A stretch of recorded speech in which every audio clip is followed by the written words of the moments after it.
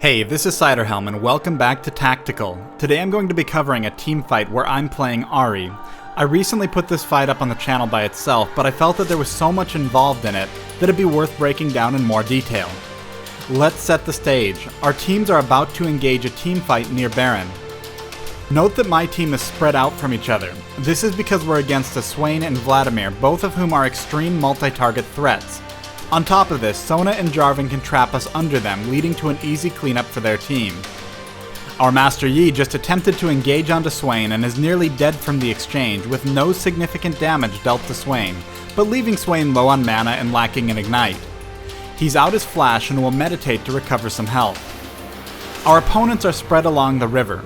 Ezreal's taken some damage from Baron because Vladimir engaged Baron while Ezreal was clearing a ward. He has plenty of lifesteal though, and he can stay at the outskirts of a fight. To avoid being locked down by Renekton and Nami, Swain has activated his Zhonya's Hourglass to block Nami's ultimate. Wanting to engage a fight but with no group to engage on, Vladimir burns his ultimate on Draven. Draven has fallen behind Ezreal in levels and he's very vulnerable to a close-in fight, and Draven must fall back as Jarvan and Vladimir attempt to pursue. Amazingly, Vladimir's ultimate will bring Draven down to nearly half health with no other follow-up damage. This is the first time I've come into their vision, and I've landed my charm on Vladimir, preventing him from moving forward and knocking some extra damage out on him. Renekton is caught in the middle of the enemy team, right between the Swain, Vladimir, and Ezreal.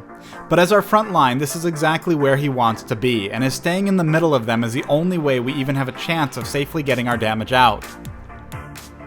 The enemy team piles onto Renekton.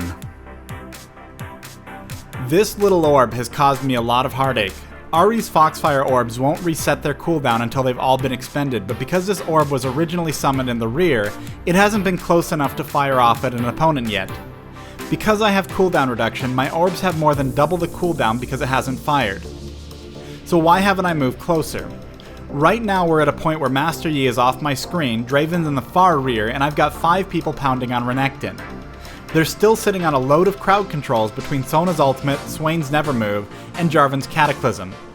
But this doesn't mean I'm not part of the fight. I'm standing back, but I'm staying close enough that my Orb of Deception will consistently hit my opponents at max range, and this is working.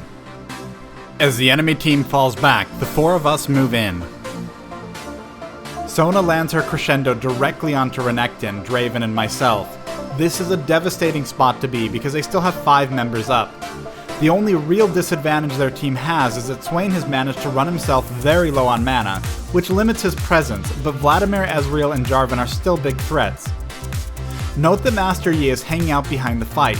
He made the wrong call in fighting Swain earlier, but he's making a very smart call in staying near us. With Ezreal's ultimate down, he is at virtually no risk staying this far back, and he can choose to move back in if the fight goes our way, or back off if it doesn't. Jarvan follows Zonya's crescendo up with his Cataclysm. Renekton has dashed out of the Cataclysm, but Draven is still trapped inside and is certain to die. I've used the first dash of my Spirit Rush ultimate to back out of the Cataclysm. As I've played Ahri more, I've realized that holding on to Spirit Rush until the last possible moment tends to allow for much better dashes than simply rushing in for damage or immediately using it to escape. Master Yi has actually taken this moment to engage with his Alpha Strike. Though he too will die, his damage has finally put our enemies low enough health that I feel comfortable using my 2 remaining Spirit Rush dashes in an attempt to finish some of our opponents off. We knock out Zhonya and Jarvan, then lock down and destroy Vladimir before he can pool. I've activated Zhonya's. For 2 seconds, the only thing going through my mind is I've got to play this flawlessly. Not only because I want to destroy him, but because my wife is watching too. My charm is still on cooldown for another 2 seconds, and Foxfire has a short delay before triggering. If he can land 1 mystic shot and 1 normal attack before the spell vamp from my passive kicks in, I am dead. Deathfire Grasp, Flash, Foxfire, Charm, Orb of Deception. By paying attention to positioning, not panic flashing, and holding on to both my Deathfire Grasp and Zhonya's, I still had an ace up my sleeve as the fight ended. Without the Deathfire Grasp, Ezreal could have, at the very least, walked away from this fight. Overall, this team fight and ultimately the result of this game was due to our team doing a fairly good job positioning against a brutal short and mid-range AoE comp. And while I was really excited about my play against Ezreal, actions like the Nami chasing down the Swain because she realizes he's out of mana, or the Master Yi hanging out on the perimeter, or Renekton soaking up so many abilities all showed good teamwork. Thanks for watching this episode of Tactical.